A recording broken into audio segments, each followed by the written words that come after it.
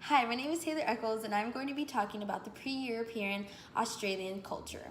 So, when you think of culture, you think about what somebody or a tribe eats, what they practice, and what they believe. So, the first thing that I'm going to talk about is their food.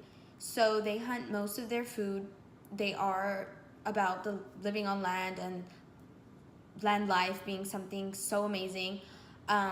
They one of their special dishes that they eat often is turtle meat. So what they do is they go hunt for it. They go on a boat and they use rope in their hands to literally get a big giant sea turtle, take it out, build a hole, and they take out the intestines, take out the heart. They know exactly which intestines to take out without getting sick while eating it, which most of us humans today do not know how to do, and that's totally fine because most of us don't eat turtle. However, this tribe does, and they do a wonderful job at it, and they are super, super, super, super smart about it. This tribe practices the outdoor life. Their religion is called dreaming or dream time, and is still practiced today. And basically, it's a religion that is all about loving life itself, loving the earth that we live on. Their faith is expressed by singing, playing music, using their instruments. They have a song that's called I Am This Land, and it basically talks about the earth, the water, the sun, the dirt, everything just being something that they can relate to or feel, or something that helps them overcome life itself.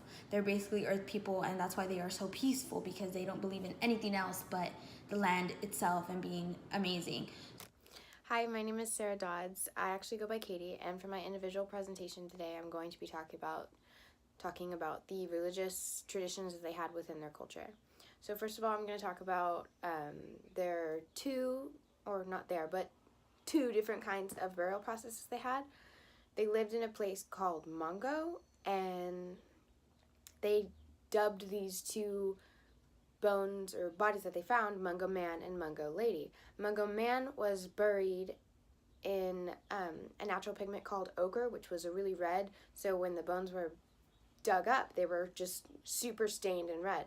And the second body that was found is Mungo Lady, and Mungo Lady's bones were broken to make more brittle, and then they were they were burned first, and then they were broken to make more brittle, and they were just scattered, and they were broken into a bunch of tiny little pieces. So they did this because they believed that they were supposed to be one with nature, and that they should be in the ground and celebrate the life. So their burial traditions were super elaborate and crazy. And then the other thing that I'm going to talk about is that they believed in spirits called mimes that taught their ancestors how to cook, hunt, and paint.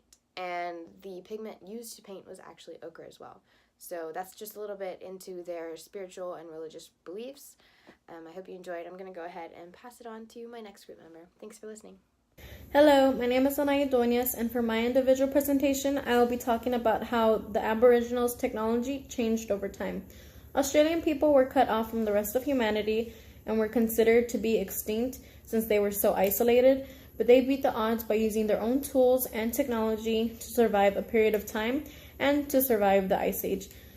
They use many tools such as boomerangs and spears. We know as a fact that tools do not last a long period of time, but we do know that the boomerangs and spears were invented in the time that the Aboriginals discovered Australia. The spear was made out of stone and was shaped in a pointy, sharp object. Stones tools did not change quickly because they were the main impact for the stone tools due to the sharp edge.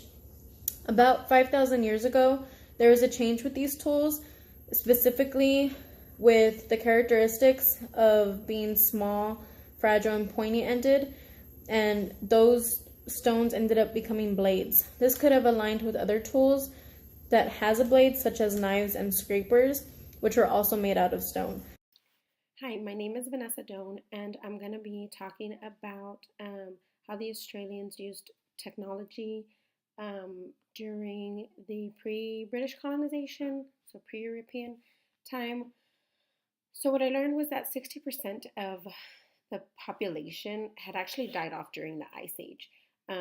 The few that did survive needed to be very knowledgeable in order to find resources to survive after the Ice Age. They used for food. They used these grinding dishes and stones to use seed and make it into flour for food. They also used song and dance to share information about. It was kind of like a modern day mapping system for them or location services. They would talk about the local hunting sites and watering holes in their sing and dance, if that makes sense.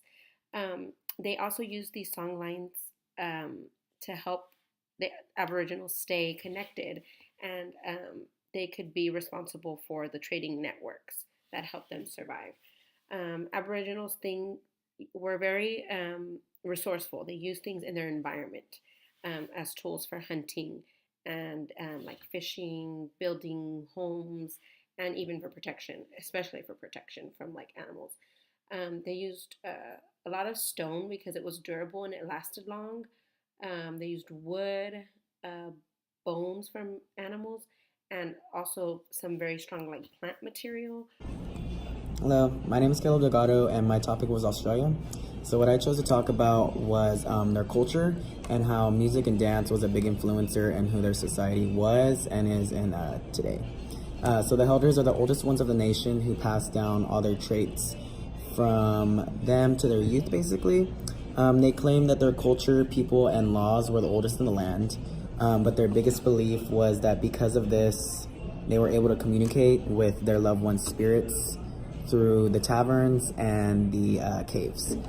The main thing that stuck out most to me, though, was their love for the arts. I mean, I love the arts too, so that's kind of what stuck out to me. They said that every song was like a living map, basically. It was like a trail back to their heritage. They would all gather around the fire, basically, and sing the dreams of the animals and how they were created. During this ritual, some would bring faces and bodies to the Killian to look like the spirits, which according to their beliefs are gray in color, so they basically would see them. These dances and songs are usually used to ask for forgiveness for having to hunt and kill the animals for their own survival. Tribe members would specialize in imitating specific animals in order to give a picture clear as day, basically. And their instrument of choice was the didgeridoo, an instrument. It was like a wind instrument, kind of like a kazoo, if you want to put it like into visual. It was their sacred instrument, and it was never man-made. They were found, cleaned, decorated, and thought to be made by the Ents.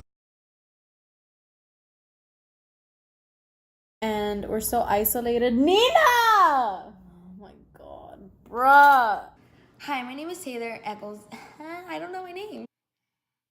Hi. Hi. Say hi.